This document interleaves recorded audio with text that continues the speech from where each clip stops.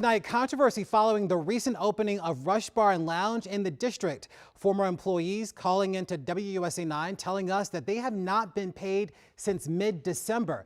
Now, the owner confirms that some former employees have not been paid, but he tells us that he believes he's following the state law. Sarah Robinson has been digging into the claims and joins us now with the story from both sides.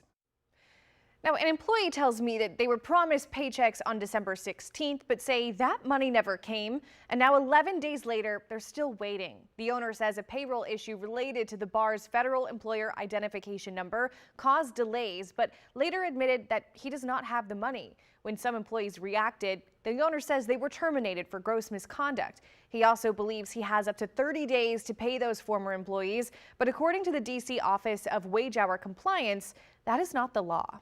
December 15th comes, no one receives any kind of direct deposit or anything. Of course, some people start understandably freaking out. John Marsh, also known as drag performer Cake Pop, says he was hired by Rush Bar and Lounge in a salaried role, working in marketing and drag performance. It's been really difficult seeing a lot of people that are in, that were employees just like suffer through this holiday season right now because of these really bad business decisions. Marsh says he, along with about 6 other employees, were promised pay on December 16th, but that full paychecks never came.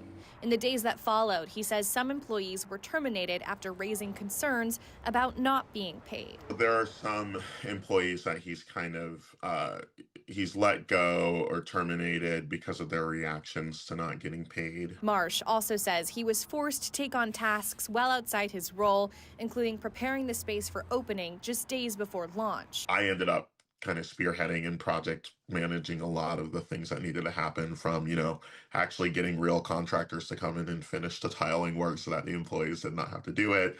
I programmed the cash register system. The owner, Jackson Mosley, told WUSA 9 that employees were asked to perform other roles. He said, quote, "That's not my job," was banned in the bar. Mosley says the work was meant to, quote, "challenge them and see whether employees were willing to step up ahead of opening." But labor experts say an employee's job duties or attitude does not affect when they must be paid.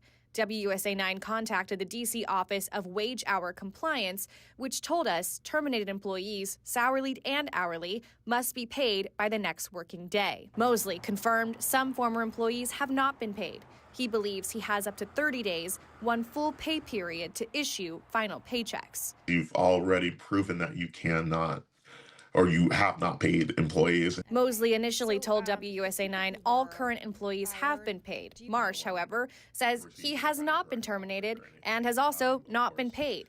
During a phone call, Mosley told me, quote, "I am going to prioritize those that are loyal to the organization." He also said Marsh, quote, dropped down on the priority list.